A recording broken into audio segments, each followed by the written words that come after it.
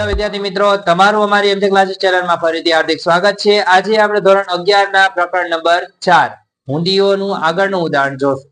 ઉદાહરણ નંબર 3 ચલો શું કહે છે, સોરી 4 એમાં શું કહે છે કે હવે હુંડીનો વેચાણ શેરો કરીને આપવામાં આવે તો કઈ રીતે બતાવવાનું, તો જુઓ તમને અંદર કીધું છે કે રોહિતે 55,000 નો માલ વિરાટને વેચ્યો। સાંભળજો, હવે રોહિત નામનો વ્યક્તિ છે, એને વિરાટને માલ વેચ્યો તો વિરાટ ખરીદનાર થયો, આ ખરીદનાર થયો, ના કોણ થયો? વેચનાર। સમજાણું?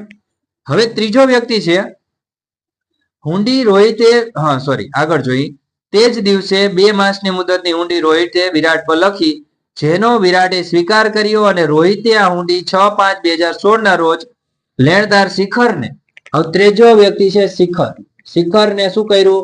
વેચાણ શેરો કરીને આપ્યું। જો સમજો, અત્યાર લગી આપણે 2 વ્યક્તિના ચોપડે નોંધ કરતા હતા, હવે 3 વ્યક્તિ થયા તો સૌથી પહેલું કામ શું કરવાનું? તો પહેલા વ્યક્તિના ચોપડે કઈ તારીખે આપણે માલ વેચ્યો? તો 1/5 ના, તો 1/5/2016 ના રોજ આ વ્યક્તિએ ઓલાને વેચ્યો છે તો આના ચોપડે શું નોંધ થાય? ધ્યાન રાખજો બધા, વિરાટ ખાતે ઉધાર તે વેચાણ ખાતે જમા। રકમ કેટલી આવશે? તો 55,000। પછી હવે માની લો વિરાટના ચોપડે આપણે કરવું છે નોંધ, તો શું નોંધ થશે? તો એના ચોપડે નોંધ થશે, અહીંયા વેચ્યો છે તો ઓલો ખરીદનાર થયો તો અહીં લખવાનું ખરીદ ખાતે ઉધાર તે સામેવાળો વ્યક્તિ કોણ છે? તો રોહિત, તે રોહિત ખાતે જમા। રકમ કેટલી આવશે? તો 55,000। અહીંયા કેટલા આવશે? 55,000। સમજાણું? હવે માની લ્યો કે આ 2 વ્યક્તિએ હુંડી તો મતલબ અહીંયા આને માલ વેચ્યો એટલે આના ચોપડે વેચાણ થયું, ઓલાના ચોપડે ખરીદી થઈ। બાબત જેમાં લખવાનું કે વિરાટને ઉધાર માલ વેચ્યો, તેના નામમાં લખવાનું કે રોહિત પાસેથી 55,000 નો માલ ઉધાર ખરીદી, રોહિત પાસે। હવે માની લો કે આ વ્યક્તિએ હુંડી લઈ, કઈ તારીખે હુંડી લખી? તો હુંડી લખી છે 1/5/2016 ના રોજ, ત્યાં લખવાનું 1/5/2016। સમજો, હવે આ હુંડી લખે તો આના ચોપડે શું નોંધ થાય? લેણી હુંડી ખાતે ઉધાર તે સામેવાળો વ્યક્તિ કોણ છે? તો વિરાટ, તે વિરાટ ખાતે જમા। કેટલાની હુંડી લખી હશે? 55,000। અહીંયા કેટલા લખવાના? 55। હવે એવી જ રીતે બાજુમાં છે તો આના માટે શું થયું? દેવી હુંડી, તો એની ચોપડે શું નોંધ થશે? તો રોહિત ખાતે ઉધાર તે દેવી હુંડી ખાતે જમા। રકમ કેટલી આવશે? 55,000। અહીંયા કેટલા આવશે? 55,000। ચલો સમજાણો? હવે આપણા માટે નવો પ્રશ્ન આવે છે। જો હવે એને શું કર્યું કે 6/5/2016 ના રોજ લેણદાર શિખરને વેચાણ શેરો કરીને આપ્યું। હવે 6/5 ના રોજ કોણે વેચાણ શેરો કર્યો? આ વ્યક્તિ। વેચાણ શેરો કરે ને ત્યાં શું થાય? કઈ આપણી જે હુંડી ઉધાર હતી ને એ જમા। શું કામ? કેમ કે હવે એ હુંડી આપણે ત્રીજા વ્યક્તિ દે તો લેનાર કોણ થયો? શિખર થયો। તો આ નોંધ લખવાની, શિખર ખાતે ઉધાર તે લેણી હુંડી ખાતે જમા। રકમ કેટલી લખવાની? 55। આ સમજાણું? ચલો આમાં કઈ ડાઉટ છે? હવે આ નોંધ અહીંયા કઈ નહીં, અહીંયા કોઈ નોંધ થાય નહીં, નોંધ થશે નહીં। શું કામ? કેમ કે આપણે આને ઓલાને વેચાણ શેરો કરીને, હવે ઓલા વ્યક્તિની ચોપડે નોંધ થશે કોના? આ ત્રીજો વ્યક્તિ, તો એના ચોપડે નોંધ થશે 6/5/2016। હવે એના ધંધામાં તો હુંડી આવી ને, તો એના માટે શું થાય? લેણી હુંડી ખાતે ઉધાર, લેણી હુંડી ખાતે ઉધાર તે આપનાર કોણ હતો? રોહિત, તો રોહિત ખાતે જમા, રોહિત ખાતે જમા। રકમ કેટલી આવશે? 55,000। અહીંયા કેટલા આવશે? 55। ચલો આમાં કઈ ડાઉટ છે? હવે શું કરવાનું? જો આટલી રકમ તમને મળી ગઈ, હવે આપણા માટે નવો પ્રશ્ન, હવે કઈ તારીખે હુંડી પાકી? તો એને કીધું છે કે 2 માસની મુદતની હુંડી લઈ, તો 2 માસ ગણવા જાવ તો કેટલી તારીખ થશે? તો એમાં તારીખ જોવાની, જો આપણે અહીંયા જોવા જઈએ 4/5 મતલબ 1/5 થી ગણો, 1/5 1/6 અને 1/7 2 મહિના થયા। અહીંથી અહીંયા 1 મહિનો ને અહીંથી અહીંયા 2 પ્લસ 3 દિવસ છૂટના, એટલે 4/7 તારીખ આપણી પાકતી તારીખ ગણાય। સમજાય બધાને? તો 4/7 આપણી તારીખ પાકતી તારીખ થઈ, તો 4/7/2016 ના રોજ આપણા ચોપડે નોંધ ન થાય। શું કામ? કેમ કે આપણને પૈસા જ ન મળે, આપણી પાસે હુંડી છે, નોંધ થશે નહીં, ખાલી એટલું લખવા। જ્યારે આ વ્યક્તિના ચોપડે તો નોંધ થાય, કેમ કે આને તો પૈસા દેવાના છે। કોને દેવાના છે? આપણને। પણ આપણી જગ્યાએ કોને આપશે? શિખરને આપશે। તો અહીં લખવાની 4/7/2016 ની નોંધ, તેના માટે તો શું થાય? પૈસા જાય, સાહિત્ય જમા. અહીં લખવાનું દેવી હુંડી ખાતે ઉધાર તે બેંક અથવા રોકડ ખાતે જમા. રકમ કેટલી આવશે? 55. સમજાણું? આ વ્યક્તિએ પૈસા આપી દીધા. હવે પૈસા કોને મળે? આપણને તો ન મળે. કોને મળે? શિખરને મળે. તો શિખરના ચોપડે શું નોંધ થશે? તો એના ચોપડે પૈસા મળે એટલે એની નોંધ થશે.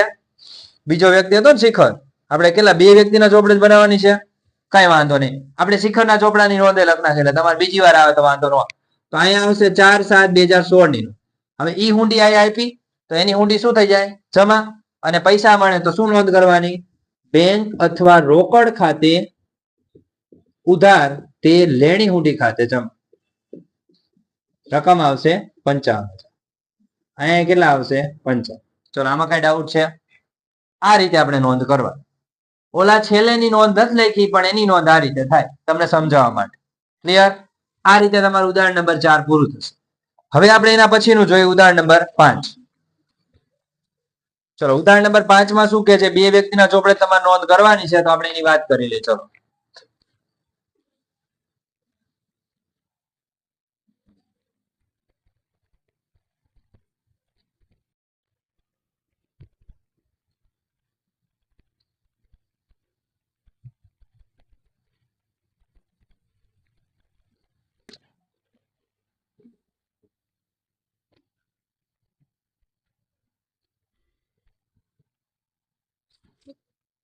ચલો ઉદાહરણ નંબર 5 માં શું કે છે અંદર ધ્યાન રાખજો બધા.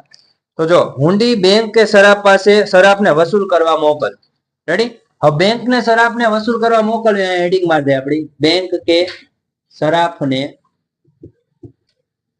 વસૂલ કરવા મોકલવી. તો એની નોંધ શું થાય? તો જોઈએ. ચલો ઉદાહરણ નંબર 5.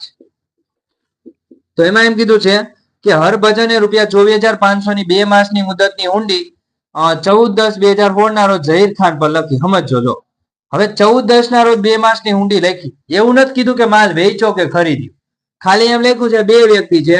તો અહીંયા એક નામ લખી હરભજન. હરભજને કોની ઉપર લખી? તો ઝહીર ખાન ઉપર. તો અહીંયા આપણે લખ નાખી 2 વ્યક્તિના નામ. હવે કરવાનું શું? જો કઈ તારીખે લખી? 14/10 ના રોજ. તો પેલા નોંધ શું થાય? લખી. તો આની ચોપડે શું નોંધાય? લેણી હુંડી ખાતે ઉધાર તે ઝહીર ખાન ખાતે જમા. રકમ આવશે કેટલી? તો 24,500. આ જ નોંધ આના ચોપડે. તો એના માટે શું ગણાય? દેવી હુંડી ગણાય. તો એની નોંધ શું થશે? તો હરભજન ખાતે ઉધાર તે દેવી હુંડી ખાતે જમા. રકમ કેટલી આવશે? 24,500. અહીંયા કેટલા આવશે? 24,500. ચલો આ પેલી આમને સમજાણી. હવે બીજી શું કે છે? જો ઝહીર ખાને આ હુંડી સ્વીકારીને પરત કરી. 10/12/2016 ના રોજ હરભજને આ હુંડી બેંકમાં વસૂલાત માટે મોકલી.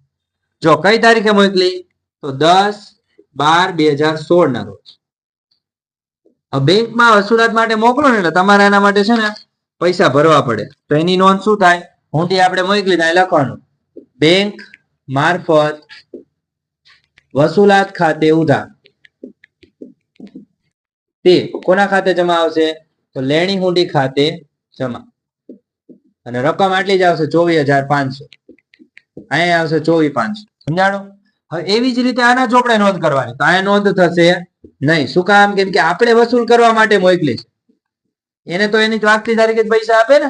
તો ચલો પાકતી તારીખ કેટલી હતી? જો 2 માસની કીધી છે તો 14/10 થી આપણે ગણી. 14/10 લખી હતી ને. તો ચલો 14/10 14/11 અને 14/12 થઈ ગયા 2 મહિના.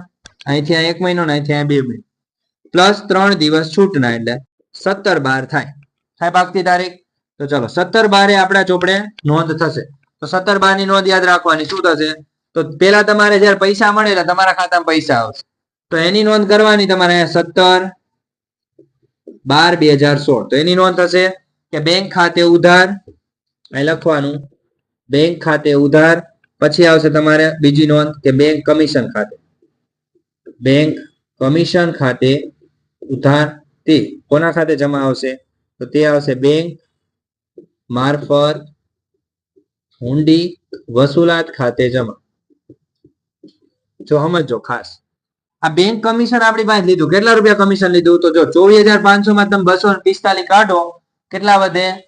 તો 24,255 વધે. તો અહીં લખવાના 24,255 રૂપિયા મળ્યા. 245 રૂપિયા આપણો કમિશન. અને અહીંયા રકમ કેટલી આવશે? 24,500. આ ખબર પડી બધાને? આપણી પાસે ટાઈમ નહોતો તો આપણા બધી કોણ વસૂલ કરવા માટે ગયો? બેંક ગઈ. હવે ઓલા ચોપડે તો નોંધ એક જ થાય. શું થાય? દેવી હુંડી ખાતે ઉધાર તે બેંક અથવા રોકડ ખાતે જમા. અને અહીંયા રકમ કેટલી આવશે? 24,500. અહીંયા કેટલી આવશે? 24,500. રેડી? ચલો, આ રીતે નોંધ થશે. આમાં કોઈ ડાઉટ છે? જોઈ લેજો. છે કોઈ તકલીફ? આ બેંક મારફત હુંડી વસૂલાતનો પોઈન્ટ હતો. રેડી? હવે આના પછીનો નવો પોઈન્ટ આપણે નવા વિડીયોમાં જોઈશું. જો તમને આમાં કોઈ પણ પ્રકારનો ડાઉટ હોય વિદ્યાર્થી મિત્રો, તો તમે મને કોમેન્ટ્સમાં કહી શકો છો. ઓકે વિદ્યાર્થી મિત્રો, થેન્ક યુ સો મચ. જય હિન્દ, જય ભારત.